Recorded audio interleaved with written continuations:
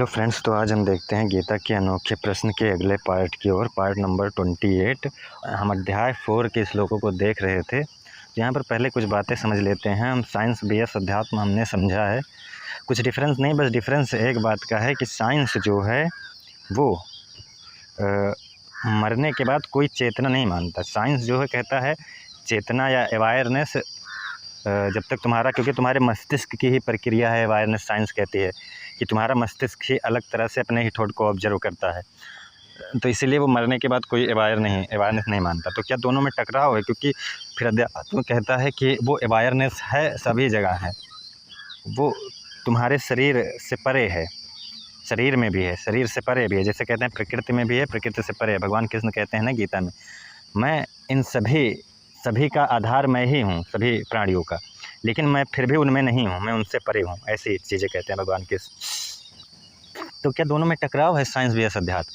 तो इसको हम समझते हैं टकराव जैसा कुछ नहीं है। बस वहाँ पर क्या है कि साइंस मतलब उसके इंस्ट्रूमेंट में जो पकड़ में आता है वो वही बातें करता है। जैसे साइंस क्या देखता है कि जब कोई ज़्यादा क्लियर होता है अपने विचार को लेकर, थॉट को लेकर, वो ऑब्जर्व करता है चीज़ों को, तो उसके मस्तिष्क में वो अलग प्रक्रिया चलती है जिससे कि वो अपने थॉट को ऑब्जर्व करता है। और अध्यात्म क्या कहता है कि अध्यात्म भी खैर सही कहता है। अध्यात्म कहता है कि जो तुम्हारा मस्तिष्क ऑब्जर्व कर रहा है वो एक इंस्ट्रूमेंट है। तुम्हारा मस्तिष्क एक इंस्ट्रूमेंट है, ऑब्जर्व कर रहा है जिसको वो परम चेतना सभी जगह है, वही सबका आधार, वही आत्मा, वही सत्य, वही कृष्ण है। तुम्हारा मस्तिष्क तो सिर्फ एक इंस्ट्रूमेंट है उसको ऑब्जर्व करने का। जैसे एग्जाम्पल यहाँ पर समझो, जैसे हमारी आँख जो है वो किसी दृश्य को देखती है। इसका मतलब ये नहीं कि हमारी आँख ही वो दृश्य है, हमारी आँख सिर्फ उसको ऑब्जर्व कर रही है उन चीज़ों को। लेकिन यहाँ पर तर्क ये आता है कि वो जो दृश्य है वो दिख रहा है सबको, लेकिन वो परम चेतना जो है वो दिखती नहीं, क्योंकि वो दिखती नहीं ना, वो अनुभव का, सभी अनुभवों का आधार ही वही है। तो इसीलिए वहाँ पर फिर साइंस हट जाती है। साइंस कहती है मैं ऐसी बातों को नहीं मानता जो हमारे ऑब्जर्वेंस में ना आए। बस वो मानती है कि हाँ, जब तुम ऑब्जर्व करते हो तो मस्तिष्क की अलग प्रक्रिया चलती है तुम्हारे मस्तिष्क में, जो कि सही भी है। अध्यात्म भी कह रहा है कि तुम्हारा जो मस्तिष्क है वही तो ऑब्जर्व कर रहा है उसको, लेकिन वो ऑब्जर्व जिसको कर रहा है वो सिर्फ मस्तिष्क तुम्हारा उसको ऑब्जर्व कर रहा है, जिसको कर रहा है वो अलग चीज़ है। वो कहता है कि वो प्रकृति से परे है, क्योंकि तुम प्रकृति की चीज़ों को देखोगे तो सब कुछ बदल रही है, लेकिन वो ऑब्जर्वेंस जिसको तुम ऑब्जर्व करते हो वो नहीं बदलती। इसका मतलब यहाँ ये नहीं होता कि, तो यहाँ पर जो है वो जो कंटिन्यूटी है, हम उन कंटिन्यूटी को देखेंगे तब हमें वो अवेयरनेस, वो हम अवेयर होंगे उनके प्रति, मतलब हम स्थिर होंगे।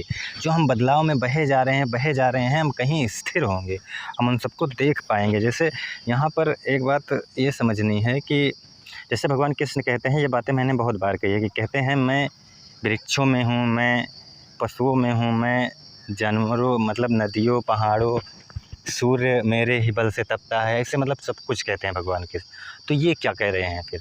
यहाँ पर ये बातें समझनी है। इसका मतलब मैंने पहले से ही बताया है कि अध्यात्म जो है उस परम चेतना को, उस अवेयरनेस को, उस आत्मा को मानता है सबका सार, वही परमात्मा है। मतलब कहते हैं कि वही सब कुछ है, उसी के अंडर सब कुछ हो रहा है। जैसे वो एग्जाम्पल देता है कि जैसे सूर्य देखो तो सूर्य एक है, लेकिन वही सूर्य सब में है, सबको वही सूर्य प्रकाशित कर रहा है। वैसे वही परम चेतना एक ही है, सब में वही परम चेतना है, और तुम वही परम चेतना हो, तुमको वही चीज़ें जाननी है। ये चीज़ें कहता है अध्यात्म। अब देखो दोनों में डिफरेंस क्या है। अब जैसे जो साइंस कह रहा है और साइंस और अध्यात्म में डिफरेंस नहीं है, दोनों में टकराव नहीं है, इस बात को मत समझना। जैसे तुम्हें अध्यात्म को समझने के लिए पहले साइंस को समझना पड़ेगा, नहीं तो आपको अध्यात्म समझ में नहीं आएगा। साइंस जो मनोविज्ञान है, अध्यात्म भी मन को ही समझाता है और साइंस भी मन को ही समझा रही है। तो पहले तुम साइंस को समझोगे तभी अध्यात्म समझ में आएगा। जैसे साइंस क्या है, तुम्हारे बॉडी के इम्पल्सन पर ही रुक जाती है। मतलब जैसे वो एक हिसाब से देखा जाए तो वो कहती है कि तुम्हारा मस्तिष्क ही अलग तरह से तुम्हारे थॉट को ऑब्जर्व करता है, तो वो कुछ बदलाव आता है तुम्हारा शरीर में मन शांत होना, विचारों की पकड़ कमज़ोर होना, ये सभी चीज़ें। और यही चीज़ अध्यात्म भी करता है, थॉट को ऑब्जर्व करने के लिए क्लियरेंस आता है तुम्हारे अंदर। तो यहाँ तक तो दोनों सेम है। तो यहाँ अब डिफरेंस कहाँ पर होगा? डिफरेंस नहीं होता, बस ये है कि अध्यात्म एक कदम और आगे जाता है, जो कि साइंस नहीं मानता फिर उसको, क्योंकि साइंस वही मानेगा जो तुम्हारे जो उसके फिजिकल इंस्ट्रूमेंट के पकड़ में आए।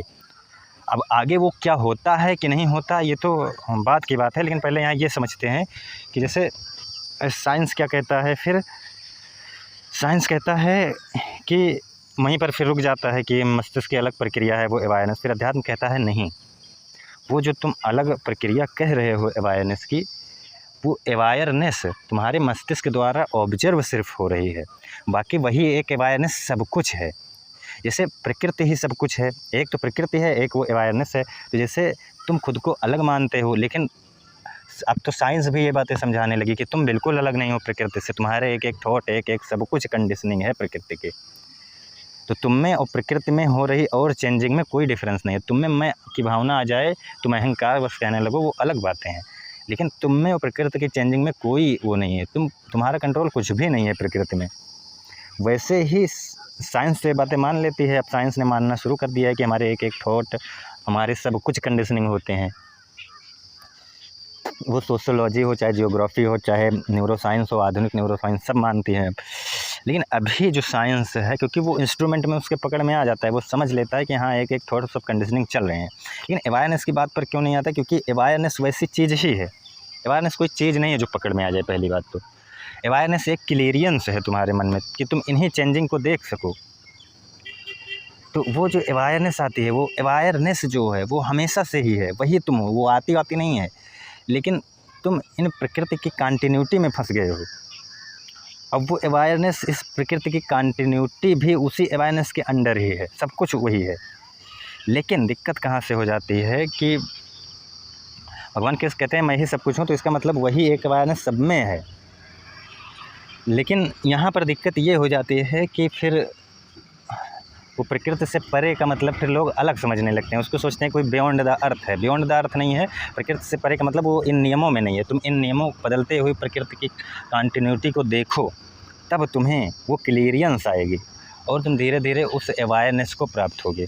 जैसे देखो, मैंने किसी वीडियो में कहा था कि साइंस जो है वो भी ऑब्जर्व को करने को ही कहता है, लेकिन वो मैं कर्ता को नहीं हटा पाता, क्योंकि उनको जो ऑब्जर्व कर रहा है उसको कहीं ना कहीं ये अहंकार होता है कि मेरा मन ही ऑब्जर्व कर रहा है, मेरा मस्तिष्क ही ऑब्जर्व कर रहा है। भले ही मैं की पकड़, विचारों की पकड़ कमज़ोर होती है, लेकिन एकदम से मैं भावना नहीं हटती उनकी। क्योंकि एक डॉक्टर को देखो, मैंने एग्जांपल दिया था, उनको पता है ये सब न्यूरॉन्स के ही कार्य होते हैं, हार्मोन्स के कार्य होते हैं, लेकिन फिर भी वो खुद पर कंट्रोल नहीं कर पाते, खुद के एंगर को, खुद के हैप्पीनेस को। तो अध्यात्म क्या कहता है कि ये सभी चीज़ें तो एक इंस्ट्रूमेंट है। जैसे तुम सभी चीज़ों को इंस्ट्रूमेंट के द्वारा ऑब्जर्व कर रहे हो, वैसे ये हैप्पीनेस को फील करना, ये सभी चीज़ें जो तुम दुख या ये सब फील कर रहे हो, ये अवेयरनेस थॉट को ऑब्जर्व कर रहे हो, ये सब बॉडी, तुम्हारा बॉडी उस इंस्ट्रूमेंट की तरह कार्य कर रहा है। लेकिन ये सभी चीज़ें, जैसे थॉट हमें प्रकृति से मिला, वैसे ही वो अवेयरनेस भी इन प्रकृति में हर जगह है। और वो प्रकृति से परे इसलिए कहा गया है क्योंकि वो प्रकृति की कंटिन्यूटी में नहीं है। हम इन्हें प्रकृति की कंटिन्यूटी को देख लें कि यहाँ तो सब कुछ बदल रहा है, तब मैं उस अवेयरनेस को प्राप्त हो जाऊँगा। और मैं कौन हूँ? मैं वही अवेयरनेस हूँ जो कि कहता है। लेकिन ये अहंकार बस जो है, एक तो होता है कि मैं शरीर हूँ, तो शरीर तो पल पल बदल रहा है, शरीर में हो ही नहीं सकता। और शरीर का क्या कहना, शरीर तो एक हिसाब से आता जाता रहता है उस अवेयरनेस के अंतर्गत। तो मन भी बदल रहा है, तो यही कहा जाता है कि तुम वो अवेयरनेस हो। ये चीज़ समझो, तुम वो आत्मा हो। क्योंकि जब तुम क्लियरेंस आती है, तुम देखते हो कि तुम थॉट को देख सकते हो, लेकिन साइंस कहता है वो तुम्हारी अलग प्रक्रिया है। अलग प्रक्रिया है, ठीक है, साइंस की अलग प्रक्रिया, मतलब मस्तिष्क की अलग प्रक्रिया है, लेकिन मस्तिष्क की जो अलग प्रक्रिया है वो थॉट को सिर्फ ऑब्जर्व कर रहा है, अवेयरनेस को सिर्फ एक इंस्ट्रूमेंट की तरह ऑब्जर्व कर रहा है। लेकिन वो अवेयरनेस है अलग चीज़, ये चीज़ अध्यात्म कहता है। बस इतनी सी अंतर है। अध्यात्म सबका सार उसी एक आत्मा को मानता है, उसी एक कृष्ण को मानता है। लेकिन साइंस के ऐसा नहीं मानता, क्योंकि वो बियॉन्ड द एलिमेंट्स नहीं सोचता। वो जो इसके इंस्ट्रूमेंट में आएगा वही मानेगा, बाकी कोई टकराव वकराव नहीं है। बस अध्यात्म कह सकते हैं एक कदम और आगे जाता है।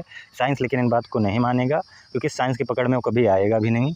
क्योंकि वो अलग बात हो जाती है। फिर वो ध्यान, मेडिटेशन, अपना मैं कर्ता को ख़त्म करना, इन सब से वो अनुभव में आती है। उसमें कोई जादुई चीज़ नहीं है कि कोई आत्मा सभी जगह तुम्हें दिखने लगेगी ध्यान आने के बाद, ऐसा कुछ नहीं है।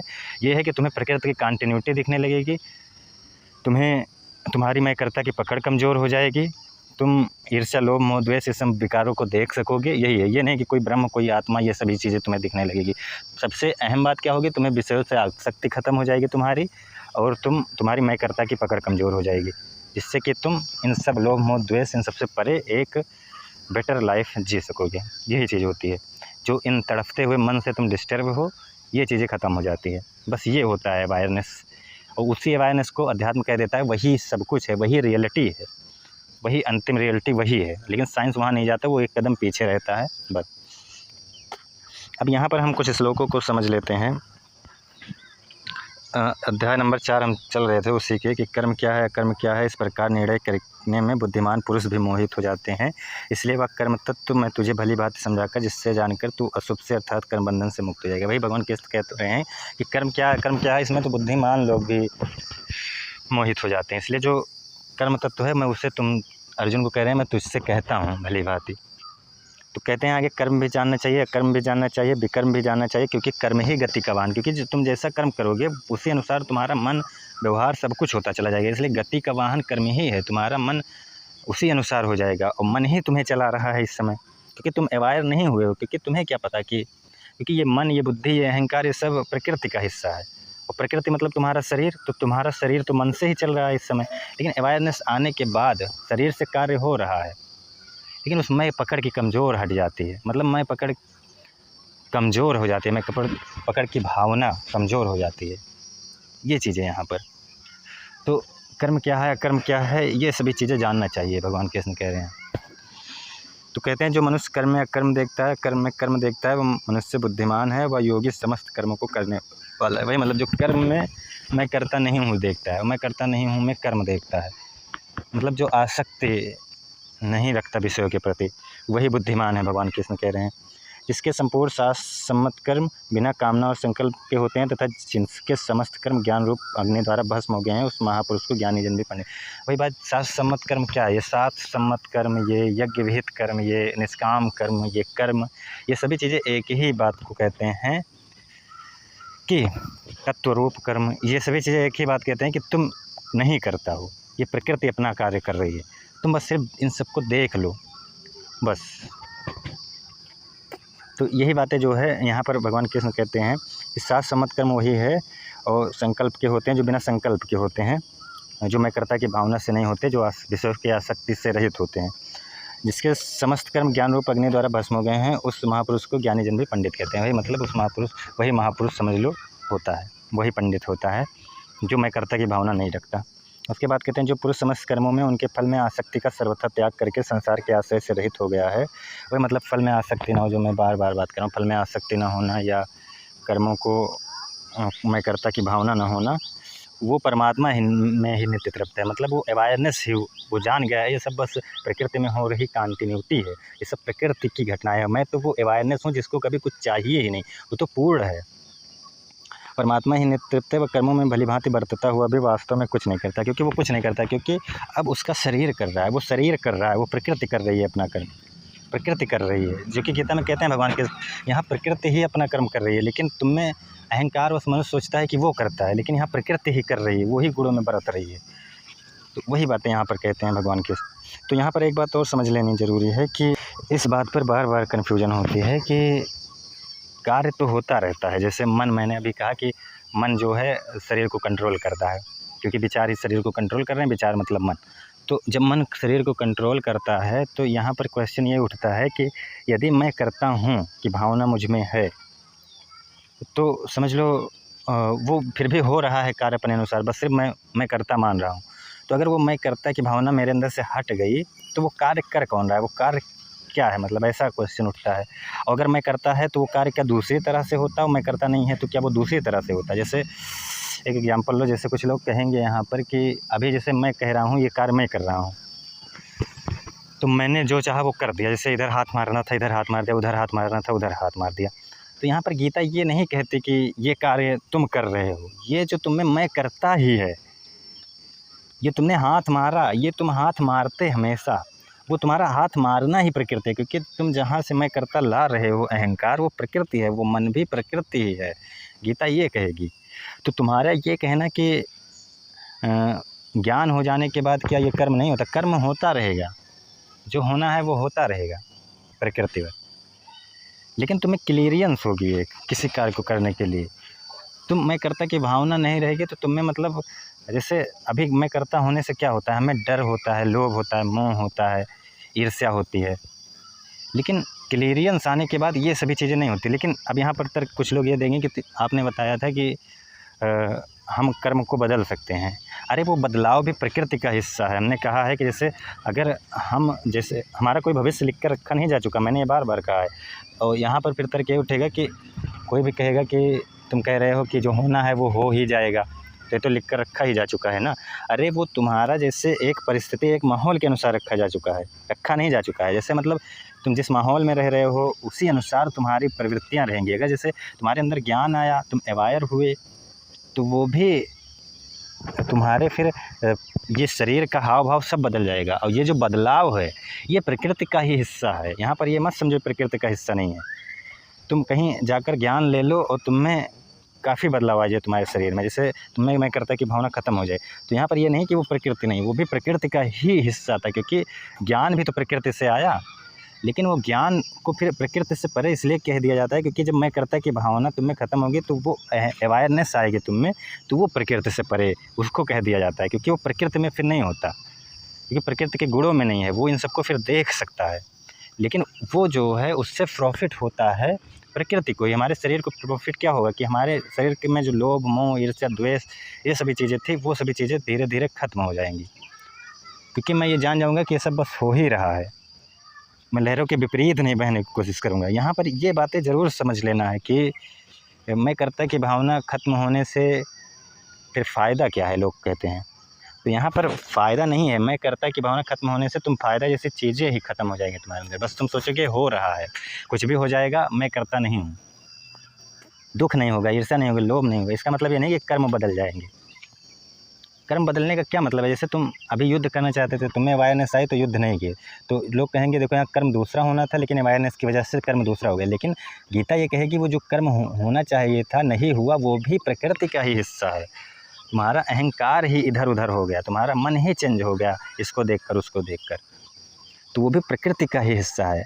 प्रकृति से परे बुद्धि को नहीं कहा गया, क्योंकि तुम बुद्धि बस चेंज किए ना। लेकिन जब वो अवेयरनेस, सिर्फ वो अवेयरनेस जो कि इन सब में नहीं है, उसको प्रकृति से परे कहा गया। तुम बुद्धि बस देख लिए कि ये तो बस विचार है, ये है, वो है, और तुमने युद्ध नहीं किया। मान लो तुम्हें जो करना था, तो तुम्हारी जो बुद्धि है वो भी प्रकृति ही है। तो इसीलिए जो युद्ध होना था फिर नहीं हुआ, ये प्रकृति का ही हिस्सा था, उसमें कोई अलग चीज़ नहीं है। जैसे तुमने कहा कि अब मैं जान गया, मैं अवेयर हो गया, अब मैं युद्ध करने वाला था, अब नहीं कर रहा हूँ, तो इसमें देखो कर्म बदले कि नहीं। मेरे मतलब कर्म कुछ दूसरा होना था, अब कुछ दूसरा हो रहा है। अरे जो वो दूसरा हो रहा है वो भी प्रकृति का ही हिस्सा है। ये नहीं कि कुछ लिख कर रखा जा चुका है इसलिए कर्म बदल गया, नहीं। वो ज्ञान प्रकृति का हिस्सा है, क्योंकि ज्ञान जो तुम में आया वो बुद्धि के द्वारा आया, और बुद्धि प्रकृति कही गई है, तुम्हारी सोच समझ सब प्रकृति है। तो इसीलिए वो बदलना, तुम्हारा युद्ध ना करना फिर, या युद्ध करना, ये चेंजिंग जो है ये प्रकृति का हिस्सा है। और चेंजिंग से परे उस अवेयरनेस को कहा गया है, जब बुद्धि तुम्हारी सत्वगुण से प्रभावित होकर कृष्ण के लिए जाती है, उस अवेयरनेस के लिए जाती है, तो उस अवेयरनेस को सिर्फ प्रकृति से परे कहा गया है। बाकी ये सब ये नहीं कुछ लिख कर रखा जा चुका है, तुम अब प्रकृति के कठपुतले हो गए हो, नहीं। तुम बुद्धि बस कुछ भी चेंज कर सकते हो, क्योंकि तुम्हारी बुद्धि ही प्रकृति है। तो जैसे प्रकृति में रहोगे वैसे तुम्हारी बुद्धि होगी। तुम्हारा शरीर और मन ये सब बदल रहे हैं कंटिन्यू, कुछ लिख कर रखा नहीं जा चुका है, प्रकृति में सब कुछ बदल रहा है। मैंने कहा है प्रकृति में निरंतरता है, नित्यता सिर्फ उस ब्रह्म, उस सत्य, उस आत्मा को कहा गया है जो इन सबसे परे है।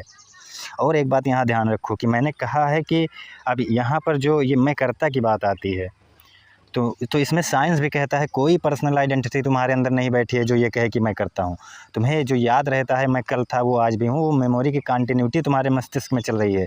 एक एनेस्थीसिया या कोई ऐसा इंजेक्शन दे दिया जाए जिससे तुम्हारी मेमोरी की कंटिन्यूटी टूट जाए। खैर एनेस्थीसिया तो बेहोश ही करता है, और कोई ऐसी ये कोई नर्व्स काट दी जाए तो तुम्हें याद भी नहीं रहेगा मैं कौन था पहले। तो यहाँ पर फिर जो तुम्हारे अंदर बैठा था वो कहाँ गया फिर? तो इन बकवासों में मत फंसना कि कोई तुम्हारे अंदर पर्सनल आइडेंटिटी बैठी है। साइंस भी यही कह रहा है, अध्यात्म भी यही कह रहा है। अध्यात्म ये नहीं कहता कि अवेयरनेस तुम्हारे अंदर बैठी है, वो कहती है, वो अध्यात्म कहता है कि वही अवेयरनेस सभी जगह है, तुम्हारे अंदर पर्सनल की अवेयरनेस नहीं है, तुम वही हो और वो सभी जगह है। वो बस सिर्फ तुम्हारी चेतना को विस्तार देने के लिए, मैंने बहुत बार कहा है, तुम्हारी चेतना को विस्तार देने के लिए वो एक शब्द दिया गया है, तुम्हारी थॉट को विस्तार देने के लिए। तुम जो इन लोभ मोह ईर्ष्या द्वेष में फंसे रहते हो, उसको विस्तार देने के लिए दिया गया शब्द है आत्मा। तो अब जो है यहाँ पर इससे प्रॉफिट यही होता है कि हम इन लोभ मोह के जंजाल से, मन के जंजालों से बाहर निकलते हैं और देखते हैं कि कुछ स्थिरता है यहाँ पर, क्योंकि सब कुछ तो चेंजिंग है। तो स्थिरता उसी आत्मा को कहा गया है, उसी सत्य, उसी ब्रह्म को यहाँ पर स्थिर कहा गया है। तो हमारे अंदर कोई पर्सनल आइडेंटिटी नहीं तो ये समझने लगो कि अच्छा हमारे अंदर फिर वो आत्मा है, वो मैं वही आत्मा हूँ। तुम्हारे अंदर वो नहीं है, इस गलतफहमी में मत पड़ना। हाँ, यह अध्यात्म कहता भले है कि तुम वही हो, लेकिन वो तुम्हारे अंदर नहीं है। वो फिर कहता है वही सबका सार है और वही सभी जगह है। फिर तुम्हारी फिर वो पर्सनल आत्मा नहीं रह जाती। जब तक तुम अवेयर नहीं हुए हो तब तक तुम पर्सनल मानो, वो पर्सनल आत्मा नहीं होती किसी की, वही एक आत्मा सब में है। तुम उस वही प्रकाश, वही सूर्य हो जाओगे फिर। ये चीज़ें यहाँ पर नहीं तो ये समझो कि अच्छा वो फिर मैं मन नहीं हूँ तो वो आत्मा मैं हूँ जो हमारे अंदर है। अंदर आत्मा नहीं होती, वो अंदर भी होती है, वो सभी जगह होती है, वो पर्सनल की नहीं होती। सब कुछ वही है। तो तुम एक हिसाब से फिर ये समझ सकते हो दिमाग लगाकर कि वो तुम्हारी चेतना को विस्तार दे रहा है ये शब्द, कि तुम इन शरीर से बाहर निकलो, शरीर की गतिविधियों को देखो, ऑब्जर्व करो। तो बस आज के लिए इतना ही, धन्यवाद।